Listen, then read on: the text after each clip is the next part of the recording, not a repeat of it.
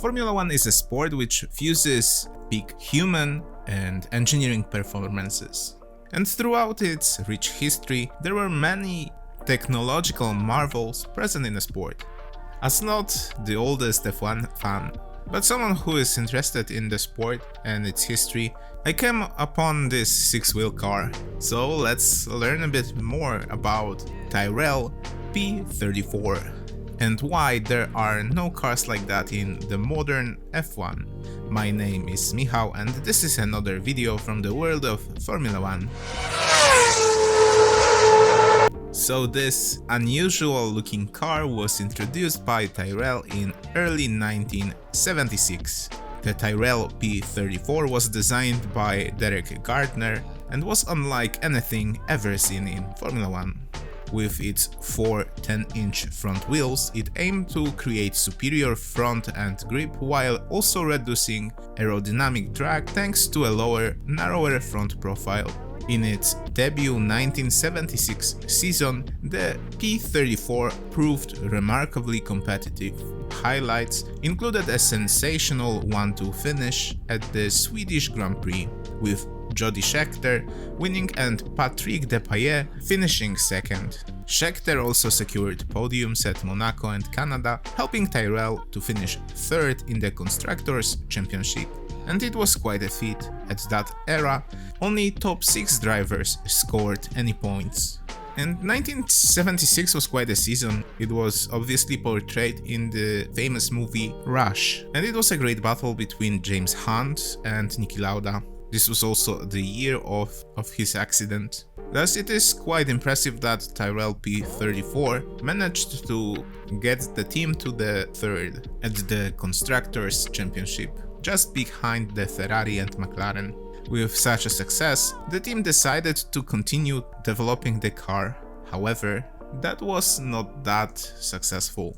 While they aimed to improve aerodynamics and reliability, the new version was bulkier, heavier and less competitive at the end. They were also unlucky with the tire supplier Goodyear, who stopped developing the small front tires, putting Tyrrell at a disadvantage compared to teams with standard wheel sizes.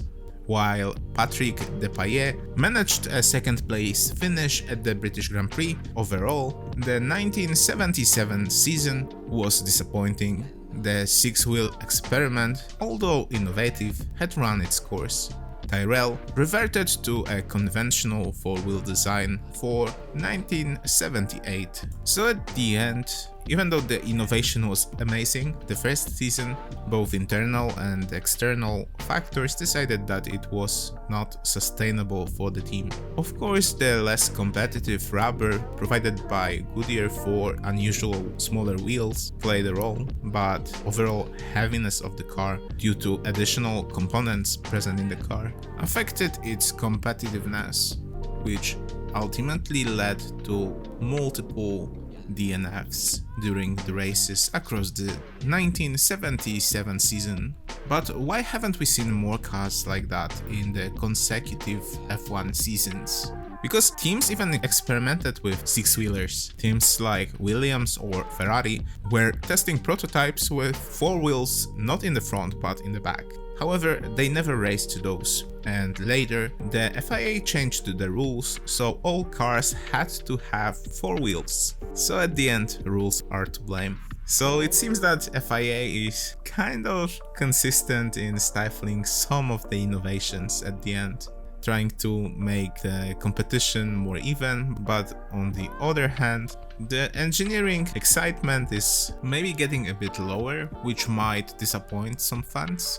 This is a bit surprising with how F1 changed the budgetary rules.